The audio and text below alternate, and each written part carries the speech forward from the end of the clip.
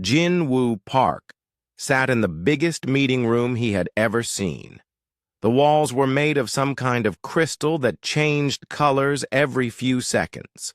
Blue, then green, then purple. It hurt his eyes to look at it for too long. Around the massive table sat beings that looked nothing like humans. Some had 6 arms. Others had no arms at all. One creature looked like a floating ball of light that spoke through vibrations in the air. The smell in the room was strange, too, sweet and bitter at the same time. Jin-Woo tried not to breathe too deeply. He had been warned that some alien scents could make humans sick. "Ambassador Park," said the tall crystalline being sitting across from him. Her name was High Arbiter Vexithara, and she was the most powerful person in the galaxy. At least that's what everyone said. Her voice sounded like wind chimes mixed with breaking glass. "We have prepared this treaty with great care. Your species should feel honored." Jin-Woo looked down at the thick document in front of him.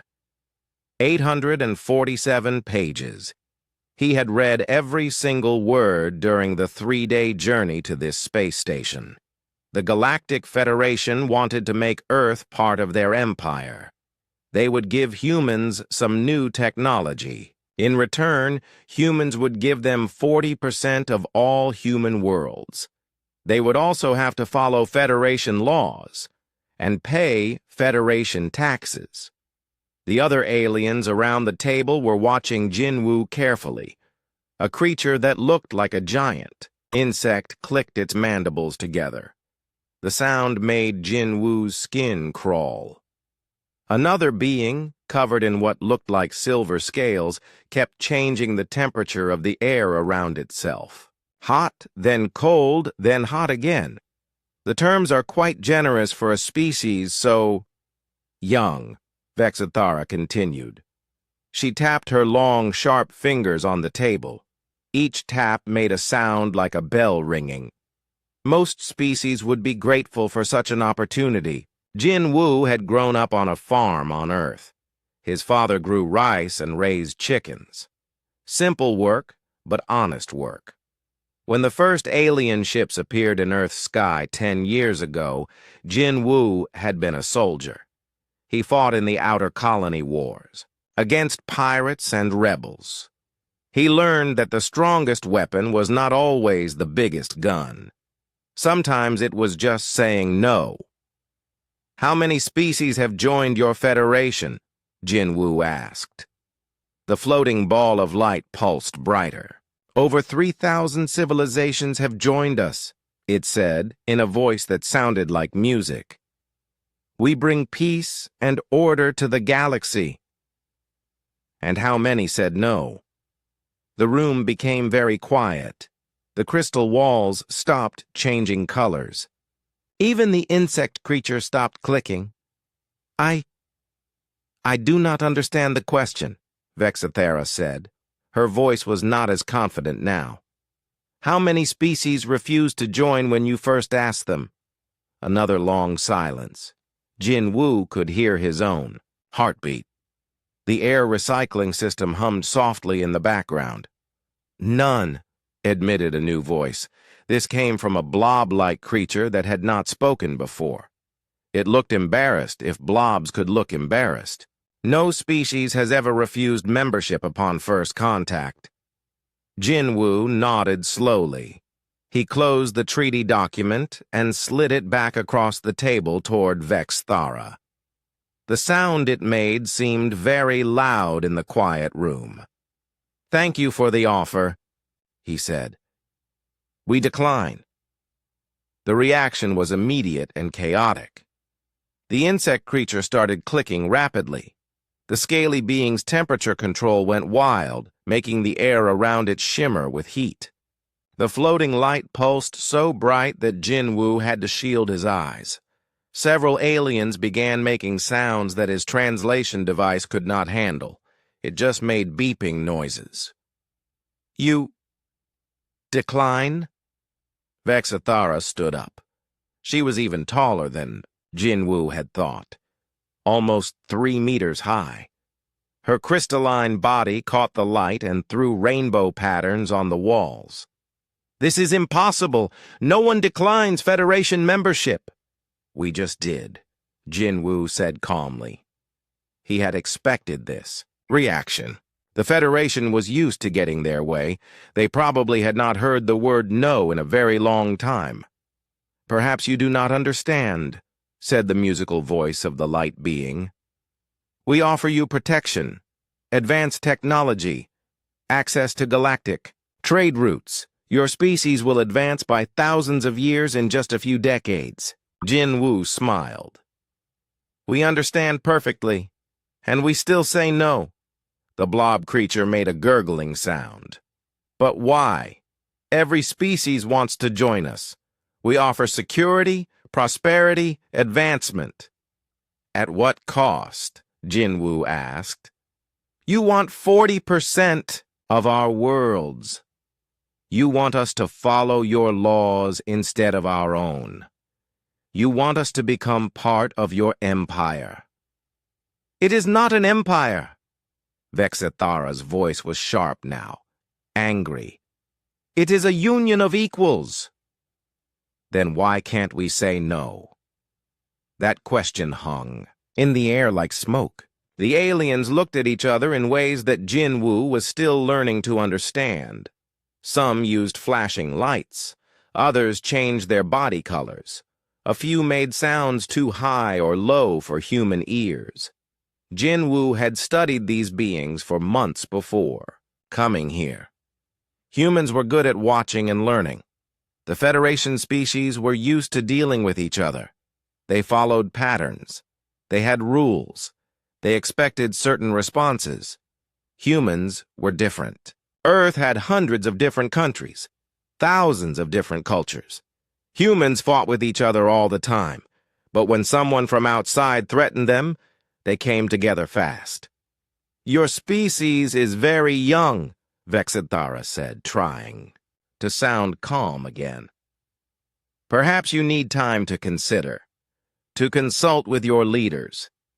"I am consulting with my leaders," Jinwoo said. He touched a small device on his wrist.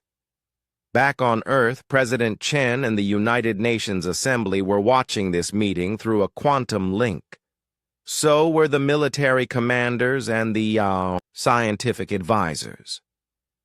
They had all agreed on this answer long before Jinwoo left Earth. The insect creature leaned forward. "You realize that life outside the Federation can be difficult. There are hostile species, pirates, natural disasters. We protect our members from such things. We've been dealing with pirates and disasters for centuries," Jinwoo replied. "We're still here." "But you have never faced the Void Hunters," said the scaly being, "or the Devourer swarms. These threats are beyond your understanding." Jinwoo had heard about these dangers during his briefings. Space was full of things that wanted to eat, enslave, or destroy other species. The Federation used fear of these threats to convince species to join them.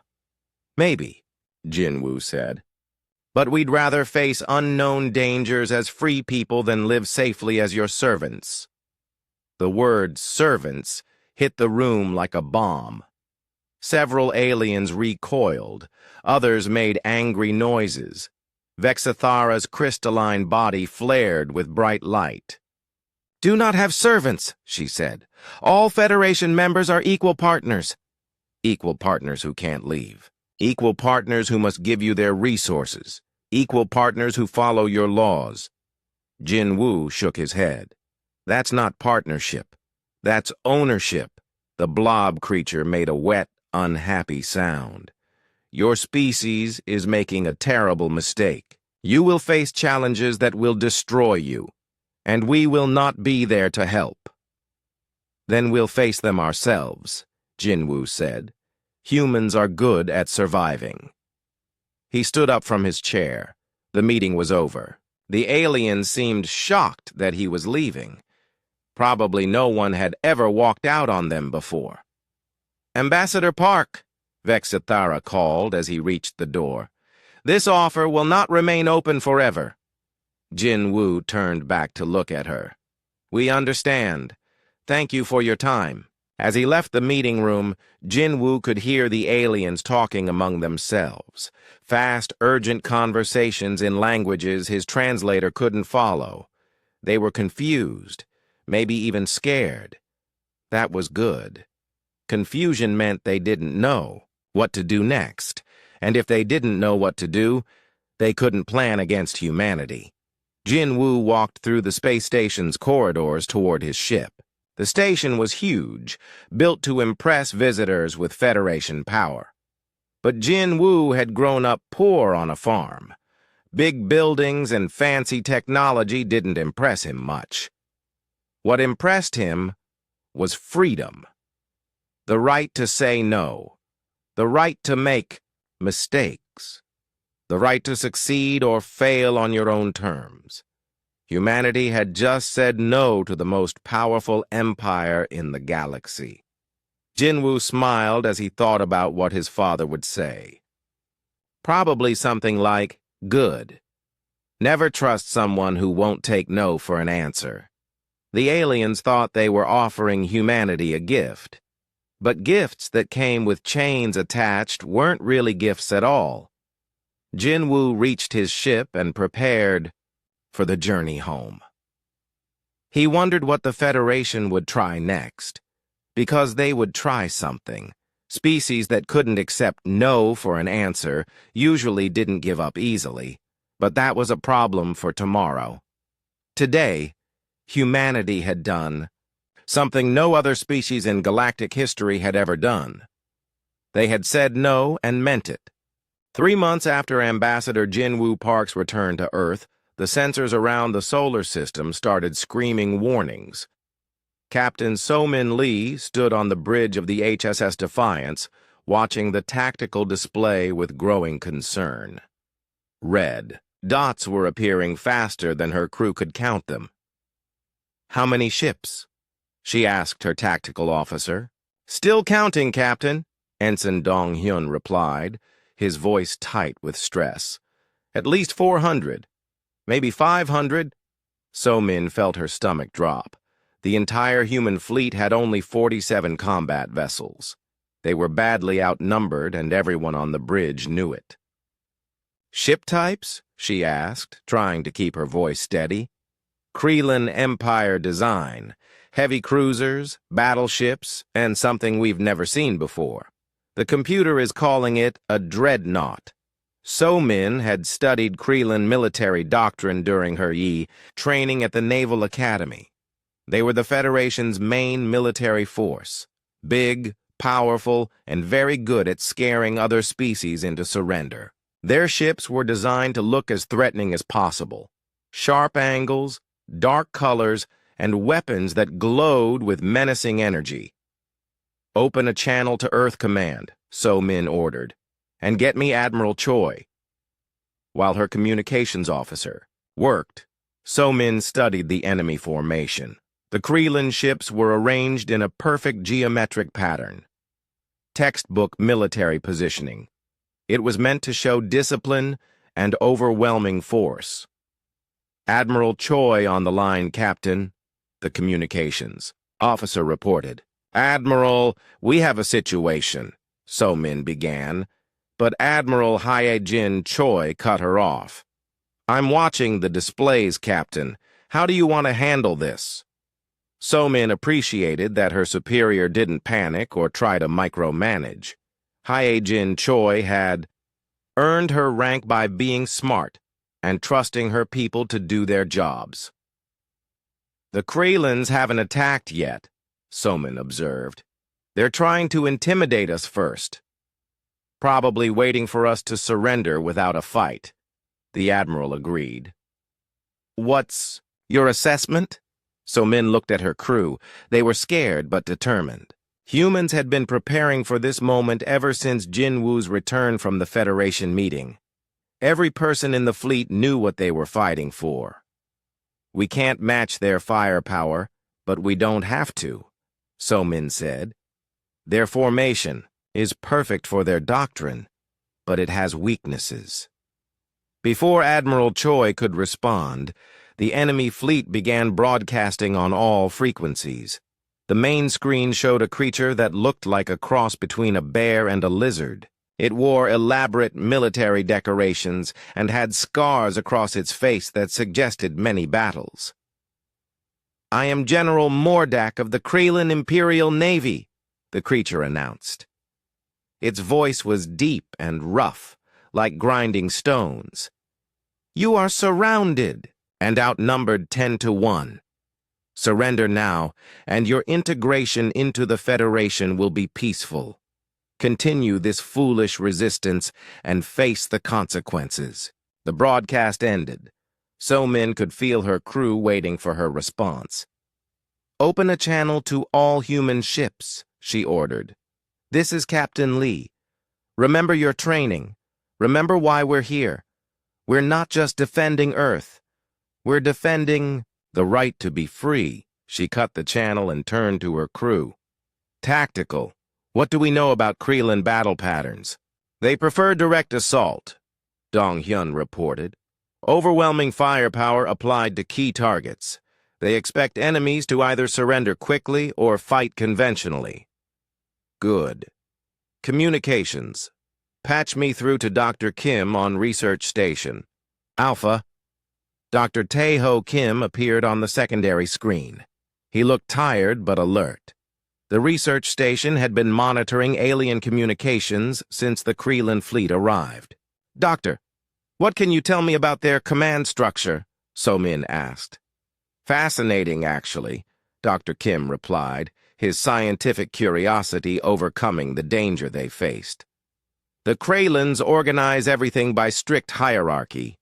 Each ship has a specific position based on the commander's rank and combat record. Their formation follows mathematical patterns that never change, meaning they're predictable. If we know where the command ship is, we can predict how the entire fleet will respond to different situations." So-Min smiled for the first time since the enemy arrived. "Can you identify their command ship?" "Already done. The largest vessel at the center of their formation. It's where General Mordak is broadcasting from." "Perfect. Send me their complete formation analysis." While Dr. Kim transmitted his data, So-Min called her department heads to the bridge. Navigation, engineering, weapons, and intelligence officers gathered around the tactical display. "Here's the situation," So-Min began. "We can't win a straight fight, but we don't need to win. We just need to make them think twice about attacking Earth." She pointed to the enemy formation on the display. "The Kraylans are used to fighting species that follow conventional military tactics. We're going to do something they won't expect." "Lieutenant," Commander Ji-Hai from Engineering raised her hand. "What did you have in mind, Captain?" "We're going to use the asteroid mining platforms." The officers looked confused. The asteroid mining stations weren't warships. They were industrial vessels designed to break apart rocks and extract metals.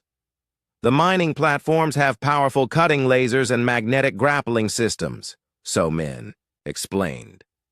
"More importantly, the Kraylans won't see them as military threats." "You want to turn mining equipment into weapons?" asked Commander Sung-ho from Navigation. "I want to use every advantage we have," So-Min replied.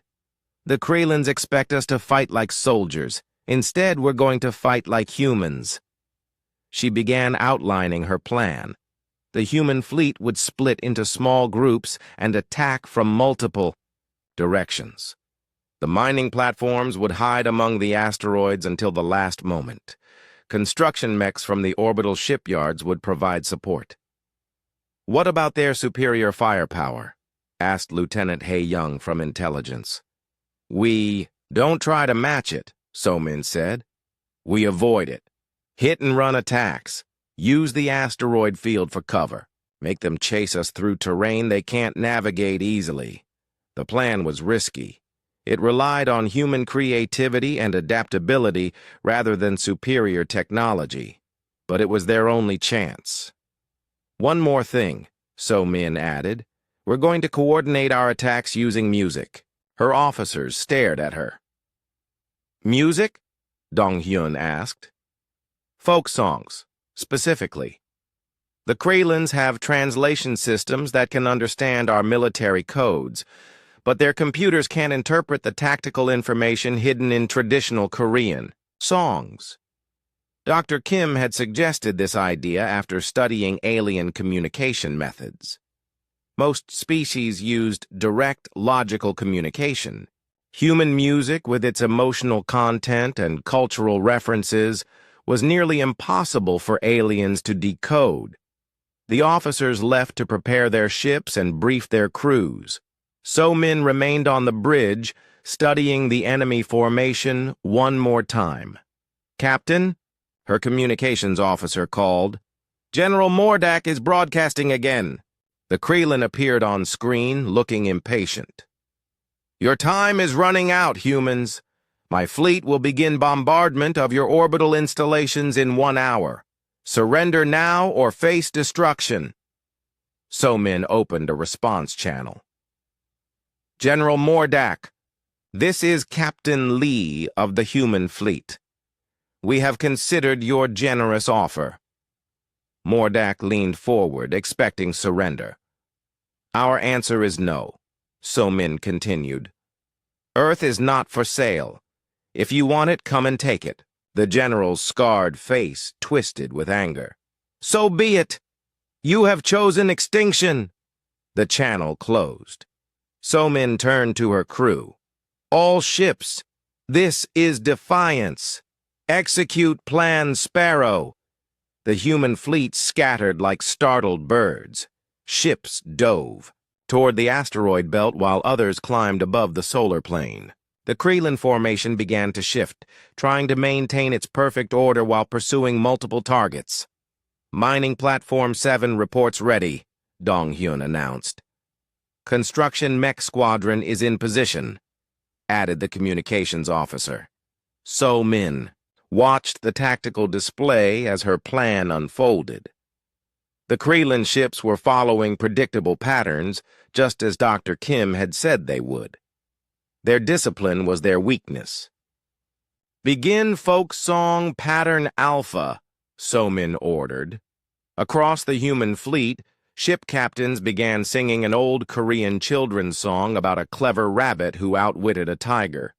To alien ears, it sounded like meaningless noise. To human crews, it contained precise timing and targeting information.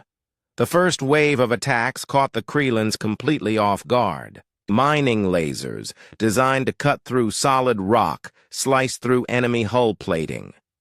Construction mechs, built to carry massive loads, rammed Kralin fighters and crushed them with industrial tools.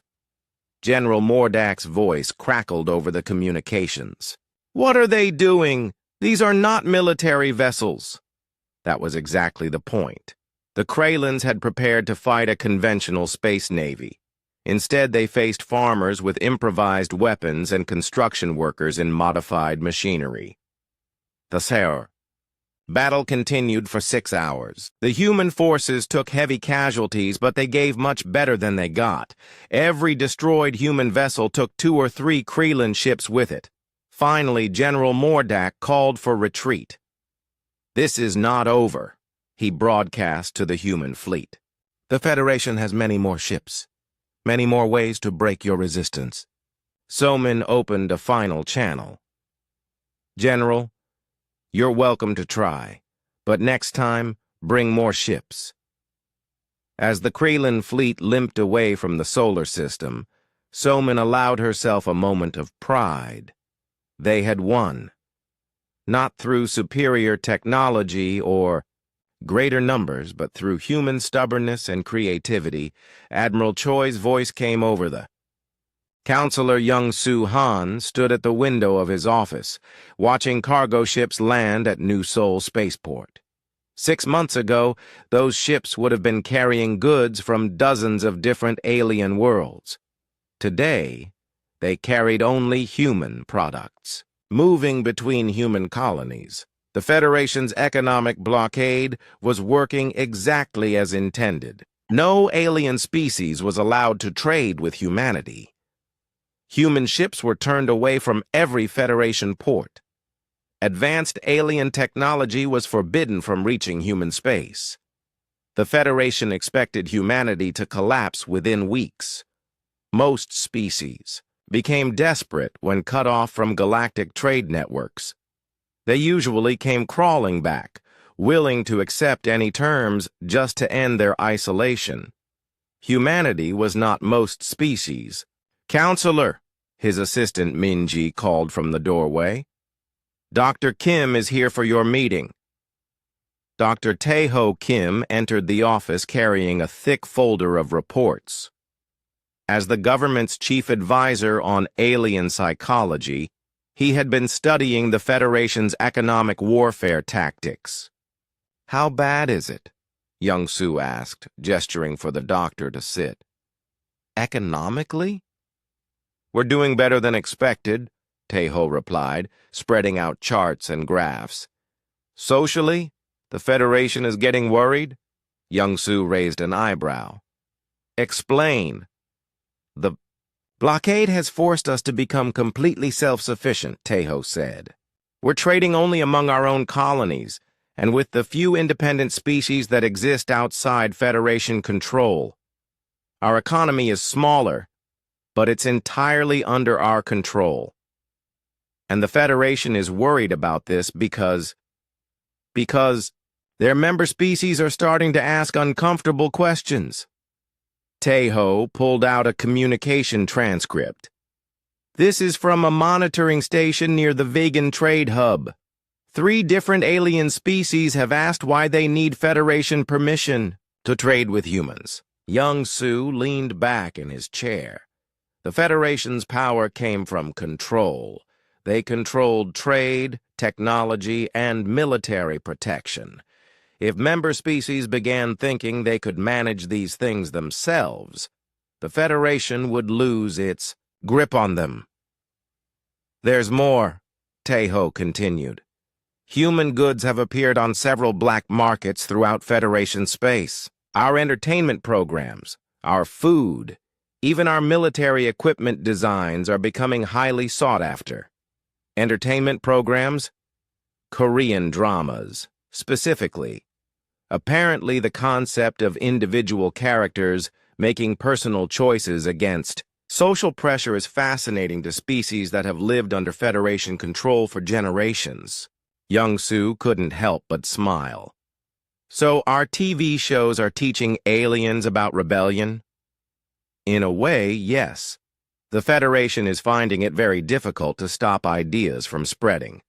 A chime from Young-Soo's communication system interrupted their conversation.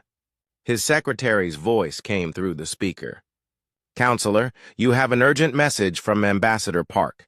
The Federation wants to negotiate." Young-Soo and Taeho exchanged glances. After 6 months of economic warfare, the Federation was ready to talk. "Send the message to my screen," Young-Soo said. Jin-Woo Park's face appeared on the wall display. He looked tired but determined. "Young-Soo, I've received a formal invitation from Scholar Nilthos of the Ethereal Collective. They want to discuss mutually beneficial trade arrangements on the diplomatic moon of Sanctuary." "It's a trap," Taeho said immediately. "The Ethereals are the Federation's economic specialists. They've never negotiated with anyone as equals." "Maybe," Young-Soo replied, "but we need to know what they're really after. Jin-Woo, I'll handle this one. You've done enough diplomatic heavy lifting already." 3 days later, Young-Soo and Taeho arrived at Sanctuary, a small moon that had been designated as neutral territory for diplomatic meetings. The moon's surface was covered with buildings from hundreds of different species, each designed to accommodate different atmospheric and gravitational needs. Scholar Nilthos met them at the spaceport. The ethereal was a tall, thin creature that seemed to be made of silver mist, held together by force fields. Its voice sounded like whispers carried on the wind. Counselor Han, Dr. Kim, welcome to Sanctuary. I hope we can reach an understanding that benefits all parties.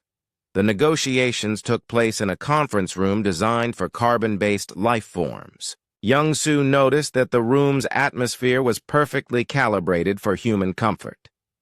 The ethereals had done their research. Let us speak plainly, Nilthos began. The economic blockade has not achieved its intended purpose. Your species has adapted to isolation more successfully than we anticipated. We're good at making do with what we have, Young-Soo replied. It's a human trait. Indeed. Which brings us to our proposition. Nilthos activated a holographic display showing trade routes throughout the galaxy. We offer to lift the blockade. Human ships will once again have access to Federation markets. In exchange, you will accept limited Federation oversight of your trade activities. Taeho leaned forward. What kind of oversight? Nothing onerous. Simply reports on trade volumes, destinations, and cargo contents. Standard procedure for all Federation partners. Young-Soo studied the trade route display. Access to galactic markets would bring enormous wealth to human worlds. It would also make humanity dependent on Federation approval for economic survival. What about our current trade relationships? He asked. With whom do you mean? Nilthos asked, though its tone suggested it already knew the answer. The independent species, the ones outside Federation control. A long pause. Nilthos's misty form seemed to shimmer with uncertainty. Those relationships would need to be reconsidered. Meaning ended, Taeho said bluntly. The Federation cannot guarantee the safety of trade routes to uncontrolled space, Nilthos replied. It would be unfortunate if human cargo ships suffered attacks by pirates or hostile forces. The threat was politely phrased but clear. Join the Federation's economic system or face the consequences. Young-Soo had expected this. The Federation always offered carrots and sticks together. What they didn't understand was that humans had learned to live without carrots, and they were getting tired of being threatened with sticks. We appreciate your offer, Young-Soo said carefully. But we have a counter-proposal. Nilthos tilted its head, a gesture that might have indicated curiosity. We'll establish limited trade relations with the Federation, Young-Soo continued, but as equals. Not as subjects. We'll trade our goods for your goods, but we won't accept Federation oversight of our activities. That is irregular, Nilthos admitted. The Federation has procedures, standards that must be maintained. Then maintain them for Federation members, Young-Soo said. We're not asking to join your organization, we're offering to do business with it. Taeho activated his own holographic display, showing samples of human products. These are items that have appeared on black markets throughout Federation space. Entertainment programs, food products, technological designs, and cultural artifacts. They're selling for premium prices because Federation citizens want them. Nilthos studied the display intently. How do you know this? Because humans are good at finding information, Taeho replied. We've been monitoring Federation communication networks. Your own citizens are asking why they can't legally buy these products. Young-Soo could see that Nilthos was uncomfortable with this information. The Federation preferred to control what its citizens knew about the outside universe. There's more, Young-Soo added. We're willing to establish cultural exchange programs. Federation citizens could visit human worlds to experience our entertainment, our food, our way of life. In return, humans could learn about Federation culture and technology. Cultural exchange? Nilthos repeated the words as if they were in a foreign language. The sharing of ideas, art, philosophy, and customs between different species, Tejo explained. It's how civilizations grow and develop. The Federation already provides all necessary cultural content to its members, Nilthos said stiffly. Then, why are they seeking out human cultural products on the black market? Young-Su asked. Another long pause. Nilthos seemed to be communicating with someone else, probably Federation leadership. Its misty form flickered and changed colors. Finally, it spoke again. Your proposal is interesting, but it would require significant changes to Federation policy. Such changes cannot be made quickly. We understand, Young-Su said. Take all the time you need. We're not going anywhere. What if we offered immediate access to selected Federation markets? Nilthos asked. As a gesture of goodwill while the larger issues are considered? Young-Su smiled. The Federation was backing down, trying to find a compromise that would save face while giving humans what they wanted. That sounds reasonable, he said. But any trade agreement must include our current independent partners. We won't abandon species that have been willing to trade with us during the blockade. Nilthos's form flickered again. That would be complicated. Why?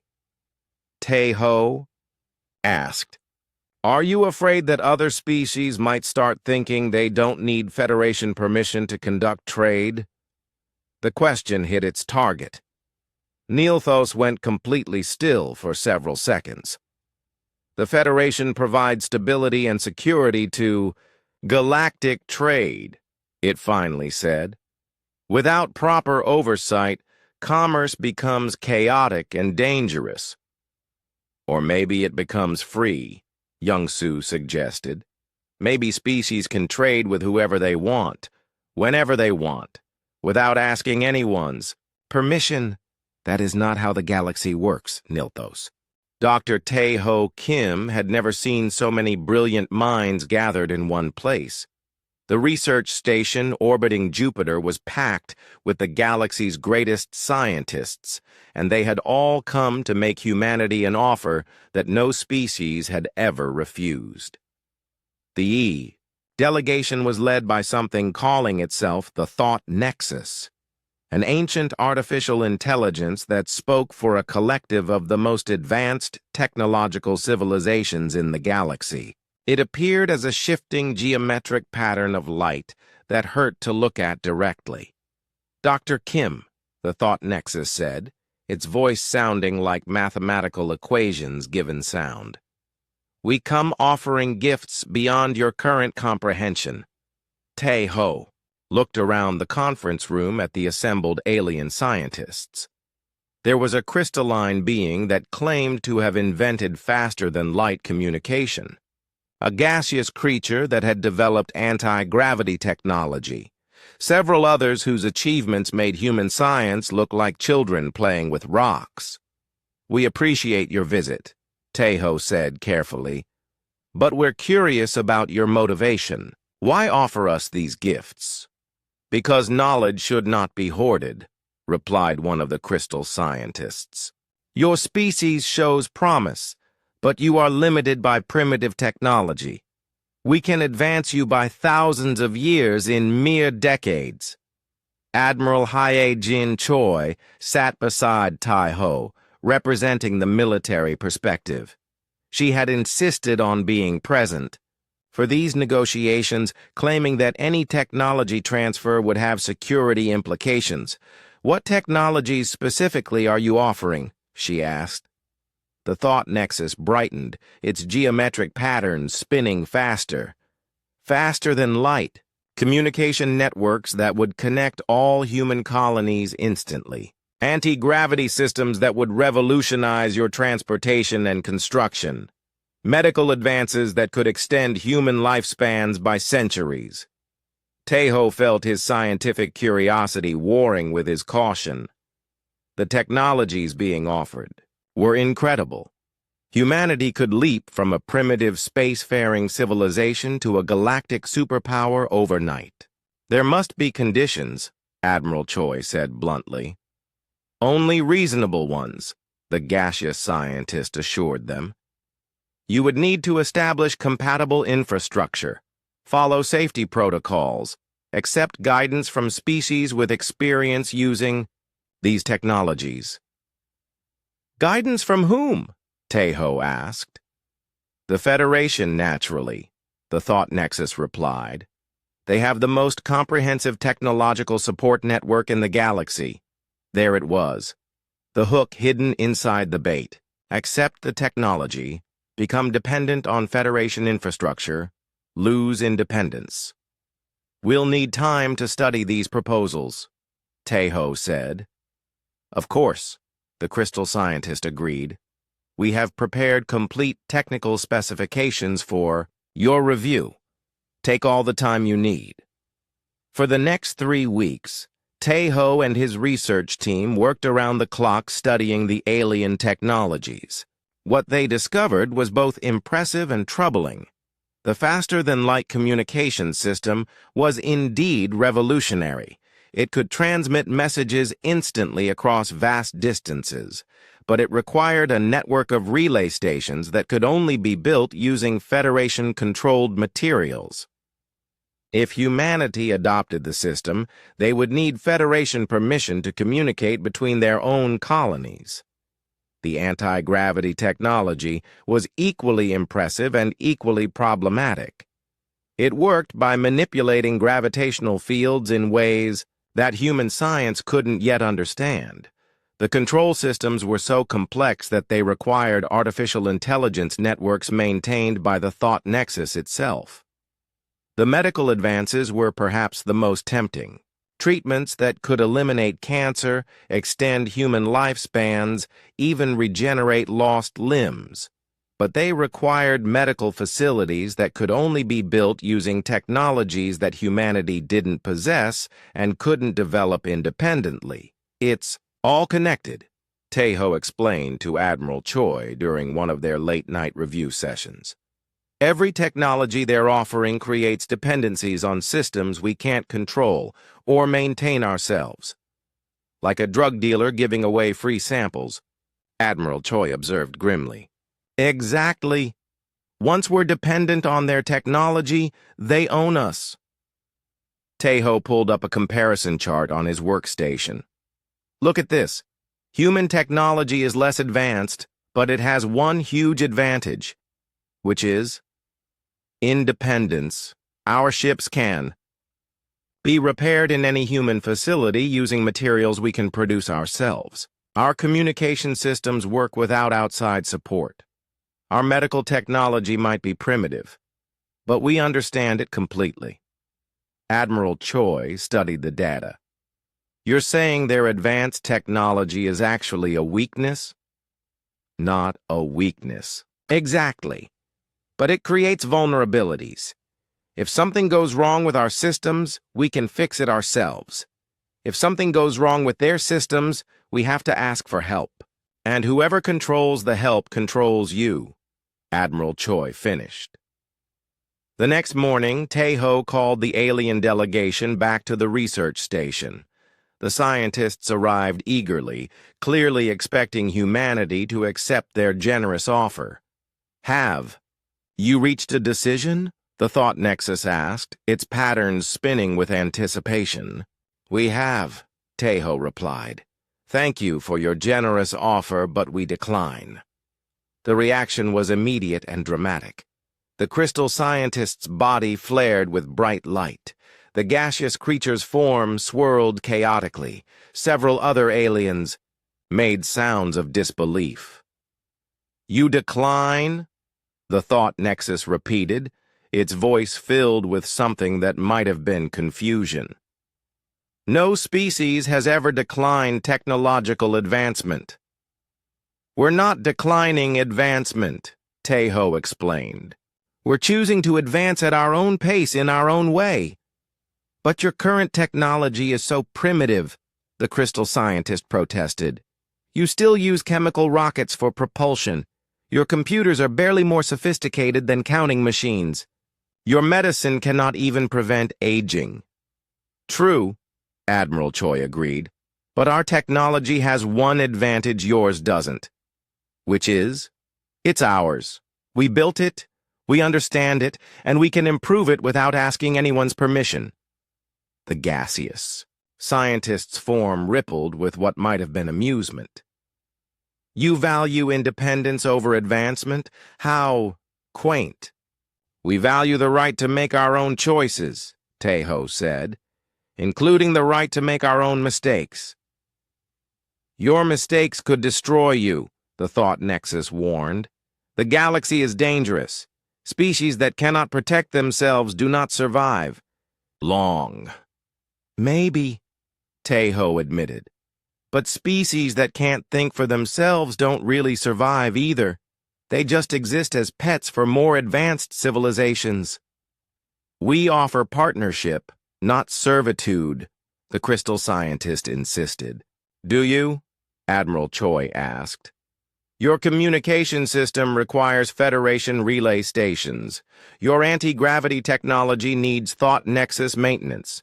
Your medical advances depend on facilities we can't build ourselves. That's not partnership. That's dependency. The alien scientists exchanged communications in frequencies and formats that human equipment couldn't interpret. Finally, the Thought Nexus spoke again. You are making a grave error. Your species will face challenges that your primitive technology cannot overcome. Then we'll find our own solutions, Taeho said. That's what humans do. We adapt, we innovate, we overcome problems using whatever tools we have available. And if your solutions fail, then we'll try again and again, until we succeed or until there's no one left to try. The gaseous scientist made a sound like wind through metal. Your species is remarkably stubborn. Thank you, Admiral Choi said with a slight smile. We take that as a compliment. As the alien delegation prepared to leave, the crystal scientist approached Taeho privately. Dr. Kim, may I ask you a personal question? Certainly. Do you truly believe that your primitive technology is superior to what we have offered? Taeho considered the question carefully. Superior? No. But it's ours. When my grandfather was young, humans couldn't fly at all. When my father was young, we couldn't leave our planet. In my lifetime, we've spread to dozens of worlds and learned to defend ourselves against the most powerful military in the galaxy. Your point? We did all of that with our own technology, our own knowledge, our own determination. If we accept your gifts, what happens to that spirit of innovation? What happens when we face a problem that your technology can't solve? The crystal scientist's form dimmed thoughtfully. I had not considered that perspective. Most advanced species don't, Taeho said. They focus on the destination and forget about the journey. But for humans, the journey is often more important than where we end up. After the aliens departed, Admiral Choi found Taeho in his laboratory, staring out at the stars. Any regrets? She asked. About turning down medical technology that could extend human lifespans by centuries? About rejecting communication systems that would revolutionize our civilization?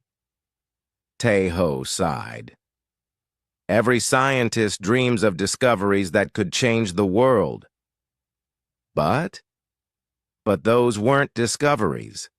They were gifts with strings attached. Real scientific progress comes from understanding, not from copying someone else's homework.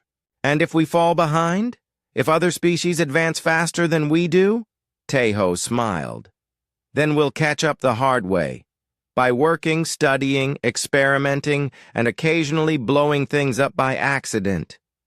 You sound almost happy about the prospect. Easy answers make you weak. Hard problems make you strong. He turned away from the window. Besides, we've already proven something important. What's that? We can say no to anything, even to UE. 2 years after humans rejected the Federation's advanced technology, the galaxy's most powerful alliance tried their most clever plan yet. If humans could not be forced, starved, or tempted into joining, maybe they could be slowly changed from the inside through culture. Prime Voice.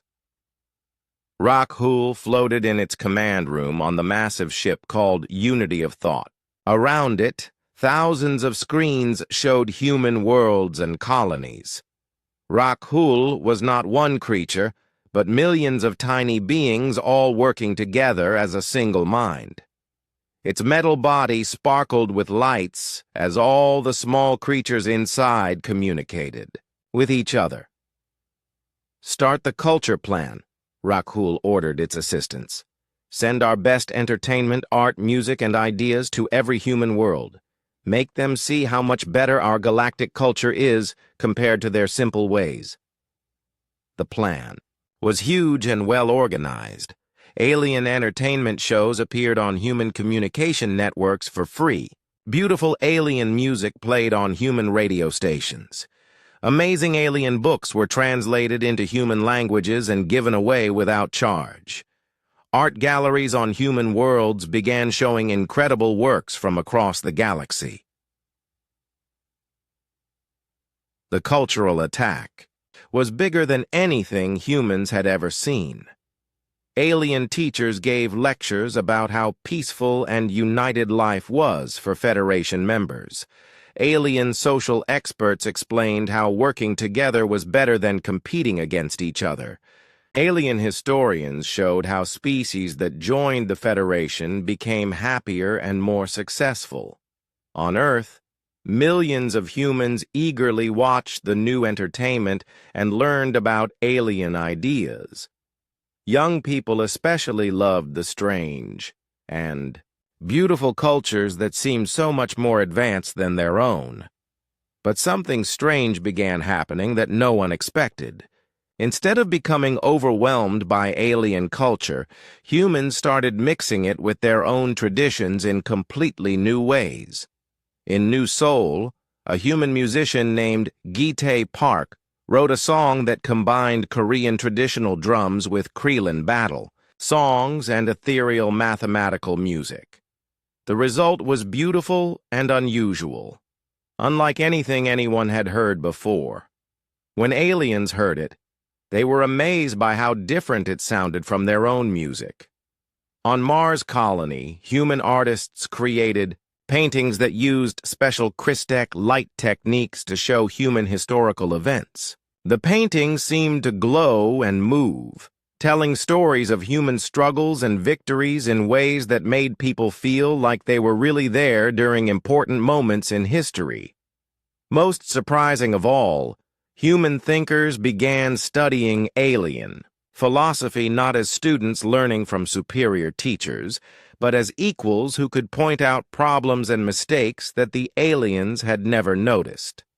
Dr. Minjung Kang was a professor at Luna University who became famous throughout the galaxy for her lectures about different ways of thinking. She studied the major philosophical schools of dozens of alien species and found problems that had existed for hundreds of years without anyone questioning them. The ethereal collective teaches that perfect logic leads to perfect happiness, Dr. Kang explained during one of her classes. But if their logic is truly perfect, why do they need to force other species to accept it?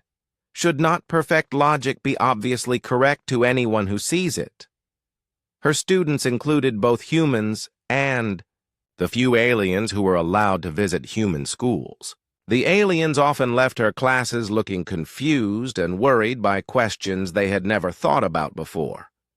Ambassador Jinwoo Park had been quiet since his first meeting with the Federation leaders, but the culture campaign brought him back into public attention.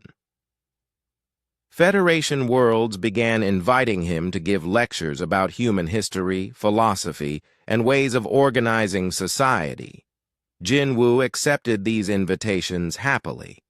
He traveled to dozens of alien worlds and spoke to audiences of thousands. He talked about human concepts like democracy, individual rights, artistic freedom, and what he called creative rebellion. Humans believe that the best ideas come from questioning everything, Jinwoo told a crowd of young Krellans at their military school. We teach our children to ask why things are done certain ways. We encourage them to imagine better alternatives. We celebrate people who think differently from everyone else. The young Krellans listened with growing excitement. Their own education taught them to obey orders without question and to accept authority without doubt. The idea that questioning orders could be valuable was completely new and exciting to them. But questioning authority creates chaos, protested General Mordak, who was watching the lecture. Soldiers must follow orders without hesitation or thinking. Sometimes that is true, Jinwoo agreed. But soldiers who can think for themselves are more effective than those who only follow programmed responses. They can adapt when situations change. They can find creative solutions to unexpected problems. This was exactly what had happened during the battle between human and Krellan forces. Human ship captains made independent decisions, while Krellan officers waited for orders from their commanders. On the Ethereal Collective's main research world, Jinwoo gave a lecture about how human scientists worked. He explained how human researchers often made their best discoveries by accident while trying to solve completely different problems. We call these accidents happy discoveries, Jinwoo said. They happen because we encourage our scientists to experiment freely and follow unexpected results instead of sticking only to planned procedures. The ethereal scientists were disturbed by this idea. Their research was always carefully planned and carried out according to precise rules. The idea of following random discoveries seemed wasteful and dangerous. But some younger ethereal researchers began secretly doing their own free experiments. Within months, they made several important discoveries that their systematic colleagues had missed completely. The culture campaign was having the opposite effect from what Prime Voice Rakhul had planned. Instead of making humans ashamed of their backward culture, it was making aliens curious about human ideas and ways of thinking. On the industrial world of Korexhai, workers who had learned about human labor organizations began forming their own groups to demand better working conditions. They used human protest songs during their strikes and adopted human ideas about workers' rights. On the farming planet Vextalar, farmers who had seen human entertainment about owning individual farms began questioning why all land belonged to the central government. They started asking for permission to own small pieces of land for themselves and their families. Most troubling for Federation authorities, young aliens throughout Federation space began forming discussion groups to talk about human concepts, like personal freedom, artistic expression, and democratic government. Dr. Tae-ho Kim had been watching the cultural exchange from his research station. What he discovered made him very worried. Jinwoo, he said during a private communication call, we may have started something we cannot control. What do you mean? Jinwoo asked from his hotel room on the ethereal research world. Human ideas are spreading faster than the Federation can stop them. Young aliens are beginning to question their governments, their social systems, even their basic beliefs about how civilizations should work. Is that a bad thing? Jinwoo wondered. It could be very dangerous, Taeho replied. If enough aliens begin demanding the same freedoms that humans have, it could cause wars across the galaxy. The situation was indeed becoming serious.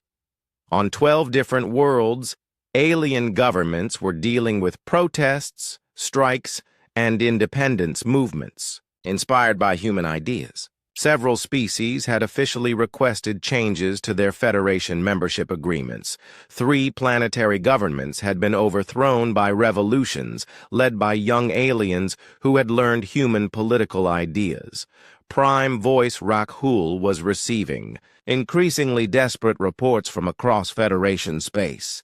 The cultural plan was not only failing to convert humans, it was actually converting aliens to human ways of thinking. How is this possible? Rakhul demanded during an emergency meeting with other Federation leaders. Our culture is thousands of years more advanced than theirs.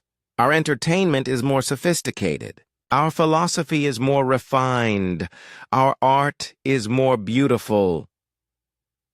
High Arbiter. Vexathera's crystal form flickered with frustrated energy. Perhaps that is the problem. Our culture is perfect and unchanging. Human culture is rough and chaotic, but it is also alive and growing. Scholar Nilthos floated nearby, its brain flashing with confused colors.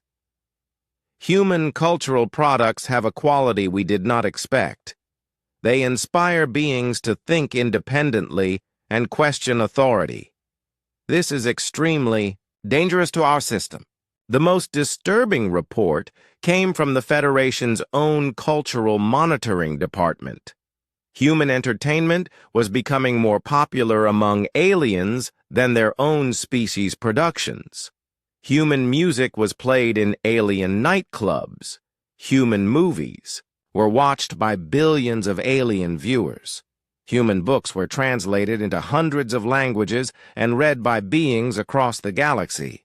They are culturally infectious, reported the chief cultural analyst, a machine called Monitor Unit 12. Contact with human ideas creates permanent changes in alien thought patterns. Subjects begin valuing individual expression over group harmony.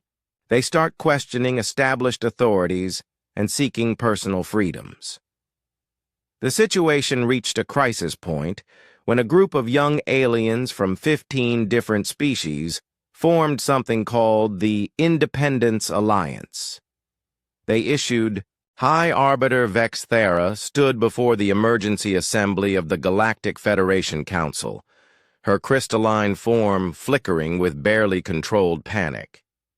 Around the circular chamber, representatives from 3,000 species waited in tense silence. The situation is critical, she announced, her voice carrying harmonics of desperation. 17-member worlds have formally requested permission to leave the Federation. 43 others have submitted formal complaints about Federation policies. And yesterday the Vegan Trade Consortium declared independence and formed an alliance with humanity. Murmurs of shock rippled through the assembly. The Vegans were one of the Federation's oldest and most trusted members. Their defection was unthinkable. General Mordak slammed his armored fist on his delegation's podium. This madness must end. The humans have infected our citizens with dangerous ideas. They must be stopped before they destroy everything we have built. Prime Voice. Rakhul's hive mind buzzed with agitation. Our psychological analysis programs have completely failed. Instead of overwhelming human culture, we have somehow strengthened it. Human ideas are spreading faster than we can contain them. Scholar. Nilthos floated in its containment field, silver mist swirling with anxiety. The economic implications are severe. If more worlds leave the Federation, our entire trade network could collapse. Vexathera called for order as the assembly erupted into chaos. Representatives were shouting in dozens of languages, their translation systems struggling to keep up. Some demanded military action against humanity. Others suggested negotiation. A few were quietly questioning whether the Federation's problems might be self-inflicted. "Silence," Vexathara commanded, her voice resonating through the chamber. "We face the greatest crisis in Federation history. Everything we have built over thousands of years is at risk because of one stubborn species that refuses to accept our authority." In the observation gallery, Ambassador Jin-Woo Park watched the proceedings with growing amazement. He had been invited to address the assembly, ostensibly for a final negotiation. But it was clear that the Federation leadership was in full panic mode. "The solution is obvious," General Mordak declared. "We surround Earth with the entire Federation fleet, 10,000 ships. We give humanity one final choice: submit to Federation authority or face complete annihilation. And if they refuse," asked a representative from the Aquatic Alliance, "then we eliminate them," Mordak said coldly.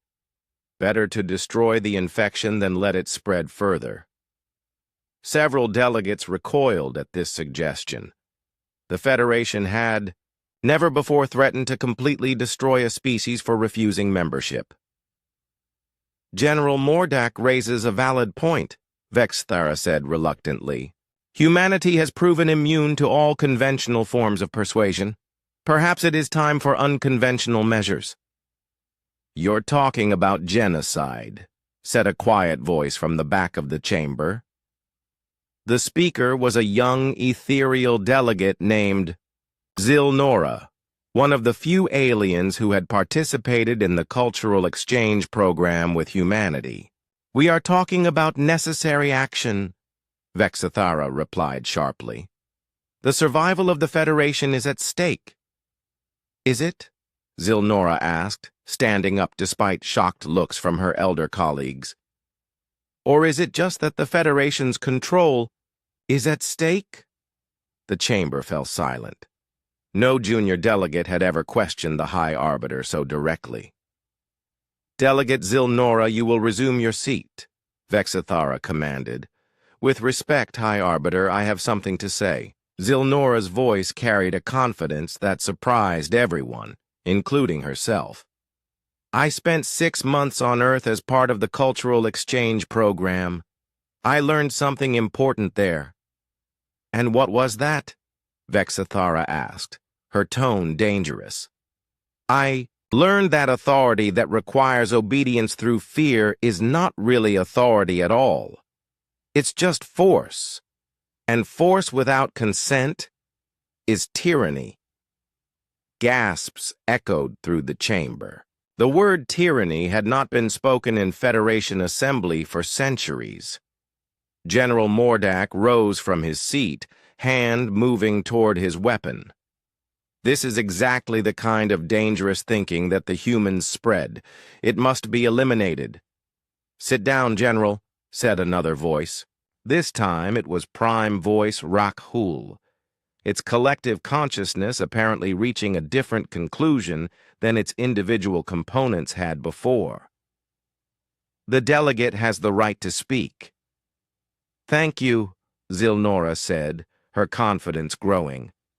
"Humans taught me that good governments rule with the consent of the governed. They taught me that people have the right to choose their own leaders, their own laws, their own futures. And they taught me that disagreement is not treason." "These are false concepts," Vexathara insisted. "They lead to chaos and destruction." "Do they?" Zilnora asked. "Look at humanity. They disagree about everything. They argue constantly. They have dozens of different governments and hundreds of different cultures, and yet they've successfully resisted the most powerful empire in the galaxy for 2 years. She gestured toward Jin Woo in the observation gallery. "They've said no to our military, our economy, our technology, and our culture. And instead of destroying them, it's made them stronger." More murmurs swept through the assembly. some supportive, others hostile. Moreover, Zilnora continued, they've inspired other species to question whether Federation membership is really necessary, whether we might be able to govern ourselves, whether we have the right to make our own choices. Enough, Vexithara's voice cracked like breaking crystal. You will be silent, or you will be removed from this assembly. By what authority? Zilnora asked. Did I vote for you as High Arbiter? Did any of us? Or were you simply appointed by the previous High Arbiter, who was appointed by the one before that, stretching back thousands of years? The chamber erupted into chaos. Some delegates were shouting for Zilnora to be arrested. Others were demanding answers to her questions. A few were quietly nodding in agreement. Through it all, Jinwoo Park sat in the observation gallery, watching the Federation tear itself apart from within. This was not what he had expected when he accepted the invitation to address the assembly. Finally, Vexthara called for order and announced a recess. As the delegates filed out, arguing among themselves, she gestured for Jinwoo to join her in a private conference room. Ambassador Park, she said when they were alone, you have seen what your influence has done to our society. We are prepared to offer humanity one final opportunity for peaceful integration. Jinwoo smiled sadly. High Arbiter, I think you misunderstand what's happening here. Explain. We didn't come to your galaxy to destroy the Federation. We didn't seek to undermine your authority or spread chaos among your members. Then what did you do? We existed. We lived according to our values. We showed by example that there were other ways to organize society, other ways to make decisions, other ways to live. Jinwoo stood and walked to the window overlooking the Federation capital. The ideas that are spreading through your empire aren't foreign viruses that we deliberately planted. They're natural concepts that emerge when people are free to think for themselves. These concepts threaten everything we have built. No, Jinwoo said gently. They threaten your control over what others have built. There's a difference. Vexithara was silent for a long moment. Finally, she asked, what do you want from us? Nothing, Jinwoo replied. We never wanted anything from you except to be left alone to live our own lives in our own way. And if we refuse? If we carry out General Mordak's plan to destroy Earth? Jinwoo turned to face her. Then you'll prove that everything your critics say about the Federation is true. That you're not a union of equals, but an empire that destroys anyone who refuses to submit. And your allies? The species that have left the Federation to join your alliance? They'll remember that the Federation's response to disagreement was genocide. They'll tell their children and their children's children about the day the Federation revealed its true nature. Vexithara's crystalline form seemed to dim. You're saying that destroying you would destroy us as well. I'm saying that the Federation faces a choice. You can adapt to a galaxy where membership is voluntary and independence is respected, or you can become the very thing you claim to protect against, a tyrannical empire that rules through fear. The private meeting ended without resolution. Over the following days, Jinwoo watched as the Federation Assembly debated humanity's fate. The arguments grew more heated with each session, revealing deep divisions within Federation society. Some delegates supported General Mordak's plan for military action. Others called for negotiation and compromise. A growing minority, led by young delegates like Zilnora, questioned whether the Federation had the right to force membership on unwilling species. Finally, Vexithara called for a vote. The resolution was simple: authorize military action to force.